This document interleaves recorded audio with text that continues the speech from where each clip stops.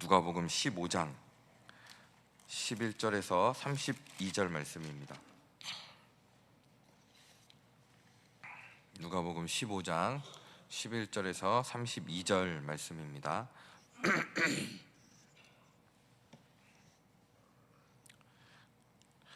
또 이르시되 어떤 사람에게 두 아들이 있는데 그 둘째가 아버지에게 말하되 아버지여 재산 중에서 내게 돌아올 분깃을 내게 주소서 하는지라.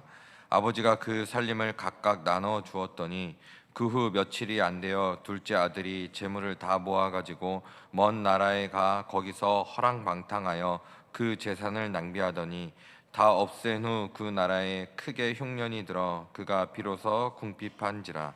가서 그 나라 백성 중 한 사람에게 붙여 사니 그가 그를 둘러 보내어 돼지를 치게 하였는데 그가 돼지 먹는 지엄 열매로 배를 채우고자 하되 주는 자가 없는지라. 이에 스스로 돌이켜 이르되 내 아버지에게는 양식이 풍족한 품꾼이 얼마나 많은가. 나는 여기서 주려 죽는구나. 내가 일어나 아버지께 가서 이르기를 아버지 내가 하늘과 아버지께 죄를 지었사오니 지금부터는 아버지의 아들이라 일컬음을 감당하지 못하겠나이다. 나를 품꾼의 하나로 보소서 하리라 하고 이에 일어나서 아버지께로 돌아가니라. 아직도 거리가 먼데 아버지가 그를 보고 측은하여 아들이 이르되 아버지 내가 하늘과 아버지께 죄를 지었사오니 지금부터는 아버지의 아들이라 일컬음을 감당하지 못하겠나이다 하나 아버지는 종들에게 이르되 제일 좋은 옷을 내어다가 입히고 손에 가락지를 끼우고 발에 신을 신기라. 그리고 살진 송아지를 끌어다가 잡으라. 우리가 먹고 즐기자. 이 내 아들은 죽었다가 다시 살아났으며 내가 잃었다가 다시 얻었노라 하니 그들이 즐거워하더라. 맏아들은 밭에 있다가 돌아와 집에 가까이 왔을 때에 풍악과 춤추는 소리를 듣고 한 종을 불러 이 무슨 일인가 물은데 대답하되 당신의 동생이 돌아왔음에 당신의 아버지가 건강한 그를 다시 맞아들이 그가 노하여 들어가고자 하지 아니하거늘 아버지가 나와서 권한대 아버지께 대답하여 이르되 내가 여러 해 아버지를 섬겨 명을 어김이 없거늘 내게는 염소 새끼라도 주어 나와 내 벗으로 즐기게 하신 일이 없더니 아버지의 살림을 창녀들과 함께 삼켜버린 이 아들이 돌아오매 이를 위하여 살찐 송아지를 잡으셨나이다. 아버지가 이르되 예 너는 항상 나와 함께 있으니 내 것이 다 내 것이로다. 이 내 동생은 죽었다가 살아났으며 내가 잃었다가 얻었기로 우리가 즐거워하고 기뻐하는 것이 마땅하니라. 아멘. 모닝스타 찬양단 찬양으로 하나님께 영광 돌리시겠습니다. 네. 오늘 본문의 비유 속에는 참 중요한 진리가 들어 있습니다. 둘째 아들인 탕자의 이야기는 죄인이 돌아온 모습입니다. 우리가 너무나도 잘 알고 있습니다. 한 아버지에게 아들이 둘이 있었는데 둘째 아들이 아버지의 재산을 미리 달라고 하여 집을 나가 떠돌다가 마침내는 죽기까지 되어 아버지의 품으로 다시 돌아온다는 이야기입니다. 이 서양의 문화권에서는 아버지 재산이 반드시 아들의 소유가 된다는 보증은 없습니다. 그런데 우리 동양 문화에서는 아버지의 재산은 아들에게 대부분이 돌아갑니다. 예수님께서는 이런 배경을 가진 두 아들이 아버지의 재산을 나누어 갖는 이야기를 들려주십니다. 신명기에 의하면 아버지가 죽었을 경우 아들이 유산을 분배받을 수 있는 기준을 마련해 놓았는데요. 아들이 둘이라면 형이 3분의 1을 받고 둘째는 3분의 1을 받습니다. 그러나 아버지가 살아있을 동안에는 아버지 권한으로 마음대로 분배할 수 있었습니다. 이것이 이스라엘의 유산 상속법인데 오늘 본문에 나타난 둘째 아들은 참 성실치 못한 아들입니다. 유산이란 아버지가 줄 때까지 기다렸다가 받는 것이 유산인데 이 둘째 아들은 아버지가 주기도 전에 빼앗듯이 달라고 해서 유산을 받아갑니다. 참 불효막심한 아들입니다. 그런데 그런 아들에게 이 아버지는 단 한마디의 꾸지람 없이 그 재산을 내어줍니다. 아들은 아버지보다 더 재산이 중요했고, 아버지는 그 재산보다 아들이 더 소중했기 때문에 요청대로 이렇게 해줍니다. 문제는 다 재산을 허비하더라도 좋은 아들만 되어주기만을 바라고 있던 것입니다. 이같이 해서라도 아버지의 간절한 사랑을 그 아들에게 주고 싶을 따름입니다. 언젠가는 반드시 그 사랑을 알게 될 거라는 믿음을 가지고 아버지는 재산을 주었고, 그 아들은 그 재산을 받아 가지고 아버지의 품을 떠나게 됩니다. 이제 돈과 향락만이 그가 사는 목적이 되었습니다. 마음대로 한번 살아보겠다는 것입니다. 이 아들은 아버지의 그늘 안에서 아버지의 말씀을 듣고 살아가는 것이 얼마나 큰 행복인지를 모른 것입니다. 마침내 현실적인 문제에 직면해서 돈을 다 허비한 후에 삶의 목적이요, 아버지 안에서 즐거워하는 것이 아니라 세상에 다 가 있었으니 그냥 바로 허랑망청 다 허비한 후에 남의 집 종이 됩니다. 둘째 아들은 돈을 버는 법도 지키는 법도 배우지 못했고요, 쓰는 것에만 익숙해졌고, 또 바르게 쓰는 것이 아니라 그저 자신의 쾌락을 위해서만, 자신의 유익을 위해서만 흥청망청 써버리고 폐인이 되었습니다.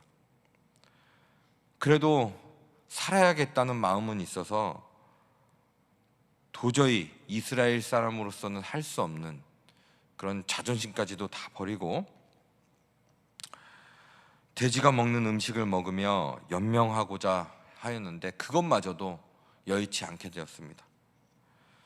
이때 많은 생각이 들었을 것입니다. 얼마나 많은 생각이 들었겠습니까? 과거 일을 생각하며, 지금 현재 자신의 모습을 생각하며, 여태까지 살아온 인생을 생각하며 죽을 지경에 이르러 밑바닥 인생으로 떨어져 보니까 이제서야 제대로 된 생각이 드는 것입니다. 비로소 죽음의 문제를 생각하며 죽는다는 생각을 자신의 것으로 받아들인 것입니다. 이 세상이 전부가 아니구나. 이 세상은 결국 끝나고 마는 것이구나. 죽음을 맞이할 수밖에 없는 인생이구나. 그때 아버지를 생각하며 아버지의 집을 그리워하게 됩니다. 그 다음 아버지만 생각하는 것이 아니라 하늘을 말합니다. 여기서 하늘은 이스라엘 사람들이 하나님을 너무 조심스러워하고 두려워하는 나머지 그래서 사용하는 하나님에 대한 다른 호칭입니다. 그런데 이 사람이 하늘과 아버지께 죄를 지었다며 하나님을 생각합니다. 이제 죽음을 생각하고 아버지를 생각하며 하나님을 생각하는 겁니다. 그리고 자기 자신의 비참한 모습을 봅니다. 이후로 나는 집에 들어가도 아들이 될 수 없을 거라는 생각을 합니다. 그러니 아버지의 집 어느 구석에서 무슨 일을 해도 좋으니 그저 품꾼의 하나로, 종의 하나로서 남은 생을 살게 해달라고 부탁을 합니다. 아들 노릇은 할 수도 없을 뿐만 아니라 못해도 좋으니까 아버지 집에서 살고 싶다는 이야기입니다. 그러니까 나는 죄인입니다. 나는 아무런 자격이 없습니다. 하나님 품을 떠나서 늘 하나님의 생각과는 다른 일들을 행하고 하나님의 원수 같은 일을 행한 그런 죄인입니다. 그래서 자격이 없으니 그저 저 품꾼들의 하나로서 종의 인생이라도 좋으니 저를 받아주십시오. 이러한 마음을 가지고 이 아들은 돌아오게 됩니다. 그래도 요즘 세상에 비하면 참 이런 경우 많은 사람들이 목숨을 끊지 않습니까? 그런데 목숨을 끊지 않고 아버지 앞에 나아온 것입니다. 우리 또한, 믿는 사람 또한 이것을 깊이 생각해야 합니다.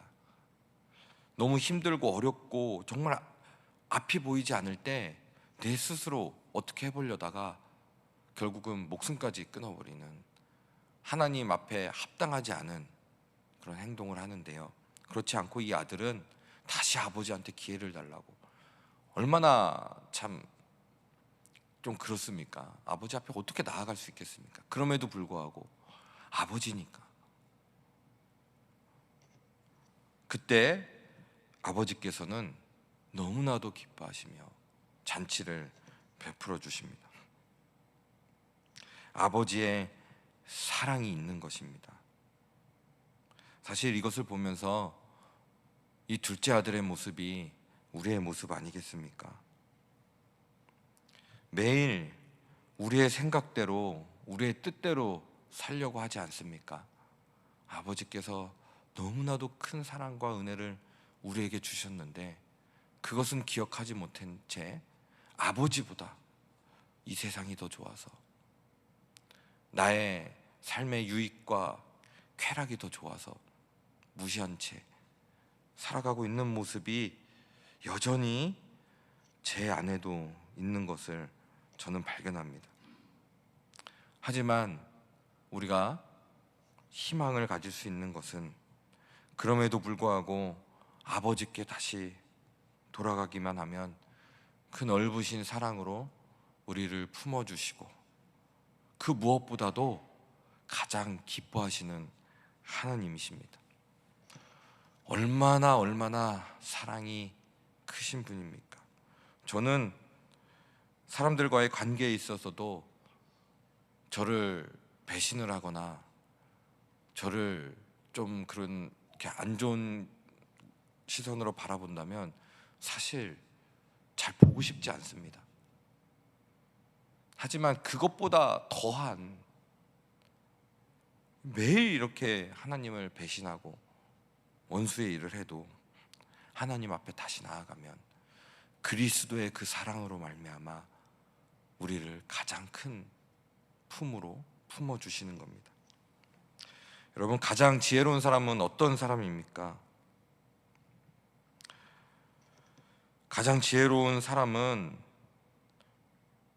경험해보지 않고도 다른 사람의 경험을 통하여 교훈을 얻는 것입니다. 이 둘째 아들의 교훈을 통하여 우리는 교훈을 얻는 것입니다. 또한 이 둘째 아들의 모습이 나의 모습이 아닌지 또 생각해 보는 것입니다. 오늘 말씀을 교훈 삼아서 하나님 아버지의 자녀인 것이 얼마나 큰 은혜고 얼마나 큰 행복이 있고, 또한 얼마나 하나님 아버지께서 우리를 자녀 삼아 주시기 위해서 큰 대가를 치르셨는지 생각하시고 아버지의 사랑을 잊지 않고 살아가시는 저와 성도님들이 되시기를 예수님의 이름으로 축원드립니다. 말씀을 기억하시며 기도하겠습니다. 아버지의 사랑을 늘 잊지 않고 아버지의 뜻대로 살아가게 하여 주시옵소서. 기도해 주시고, 오늘 예배를 위해서 기도해 주시고, 특별히 차별금지법, 평등법 등 악한 법들이 제정되지 않게 하여 주시옵소서. 지금 국회 구성이 조금 많이 좀 위험하죠. 차별금지법, 평등법 등 악한 법들이 제정되지 않게 하여 주시옵소서. 기도해 주시고, 또 다음 주 오후 예배 후에 중직자 선출을 위한 공동회의가 있습니다. 안수집사 15인, 권사 20인 선출이고요. 지명 1인이 있습니다.